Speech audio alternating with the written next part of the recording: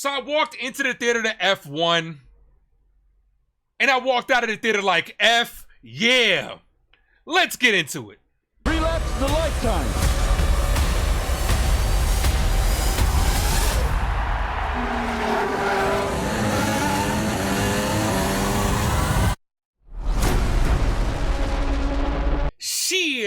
What is going on, everybody? It is yours truly, the Ace, here with my review to F1. Race into that comment section. Let me know what you thought about this movie. Also, what is your favorite movie in the racing genre? There are a lot of good racing movies out there, so I want to know what your favorite is. Put it down below, and let's talk about it. So without further ado, here's the review.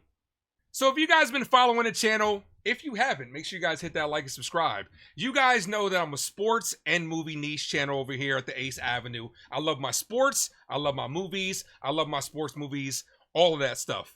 But I'm not the biggest racing fan in general. By the way, if you are looking for a good racing content creator, make sure you guys go hit up my boy On The Go with CeeLo, good friend of the channel. He does a lot of NASCAR stuff over there, live commentary, reactions. He's on the road to 40K. Go over there, show him some love, and tell him that the Ace sent you.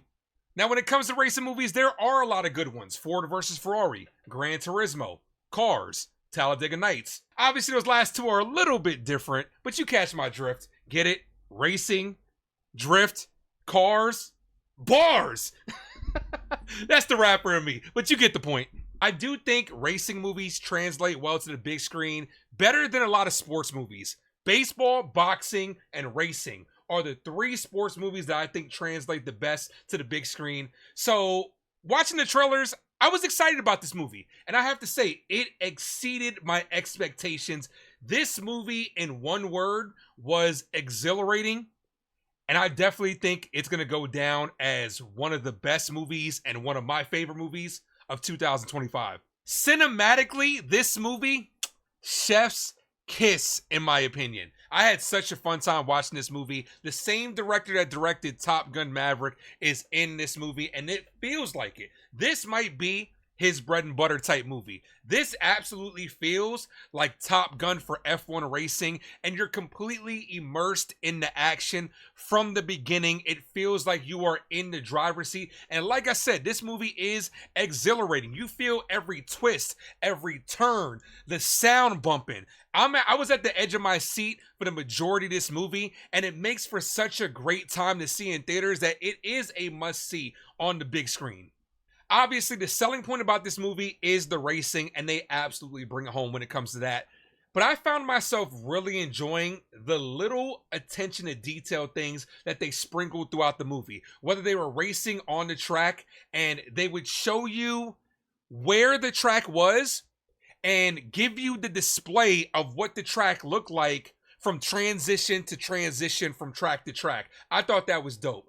They gave us some more in-depth look at the pit crew and the stuff that they had to go through on how much they could actually affect the race. And I love the behind the scenes of how they actually showed strategy, whether it was on the track of showing the different maneuvers between the two teammates on how to drift with each other, or how to help the other one keep first place or keep the position that they were in, or whether it was off the track with the behind the scenes engineering that we actually got to see how to improve and make these cars faster, and the crews coming together to obtain one goal. I thought that added to how great this movie was. Now, for the most part, I thought the performances were great. Brad Pitt was basically Brad Pitt in a Brad Pitt movie. What more did you expect?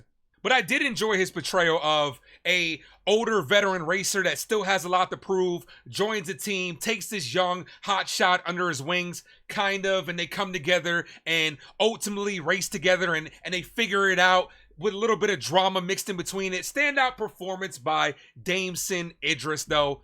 I am fully convinced that he should be the next Black Panther when they recast T'Challa. Hollywood, let's go ahead and make that happen. He did a great job in this movie, and he's got a bright future ahead of him, no doubt. Now, you guys know me. I'm a big fan of scores and soundtrack, and I'm going to say this. This soundtrack is absolutely fire. When it's being used throughout the movie and you see the driving and the songs are getting going, it gets me going. Got me at the edge of my seat, added to the exhilaration as well. I even had to add it to my playlist. 2 songs in particular that I've had on repeat since watching this movie: Lose My Mind by Don Toliver and Doja Cat, and Underdog by Roddy Ricch. I'm telling you, check those songs out. They're absolutely incredible. Now, as far as the plot, I thought it was okay. Nothing that we haven't seen before. It's not trying to reinvent the sports movie or racing movie genre. It's stuff that we've already seen. The old veteran with something to prove, the young hot shot. We've seen that already. It's a tale as old as time when it comes to these type of movies. Did it deliver? Yes. Was it predictable? Yes. Did they execute and stick the landing? Yes. Now, this movie's 2.5 hours. Even though it didn't feel like it, it could have benefited from about 20 minutes less. All right, now lastly, and this is kind of a nitpick, and I understand that this actually happens in racing, but the product placement throughout the movie was extremely distracting. Everywhere you looked on their helmets, Geico, Coca-Cola, Tommy Hilfiger, Mercedes, EA Sports, that shit was all over the screen, and it kind of took me out of it. Now, like I said, I fully understand that this is what happens in actual racing, and I'm sure that those sponsors paid good money to be in those movies, but to have it on the screen at all times was just super distracting. And yes, I understand the irony of me putting it on screen, but that's how distracting it was. But overall, I really enjoyed this movie. It was truly exhilarating. I think it might go down to top 5 of my 2025, depending on how the rest of the year goes. And I hope you guys watch it. It was such a good time in the theater. You feel every twist and turns, especially on a Dolby screen or IMAX. Those alone make this a must-watch movie in the theater. So make sure you guys go check this out. I highly recommend it. And if you do, hit that comment section and let me know what you thought about it. I'd love to have a conversation with you. Definitely might have to go see this again because that's how much I enjoyed it. And I hope you guys enjoyed the review. Appreciate you guys. Hit that like and subscribe. As always, thank you for tuning into the Ace Avenue. I am yours truly, the Ace. Adios.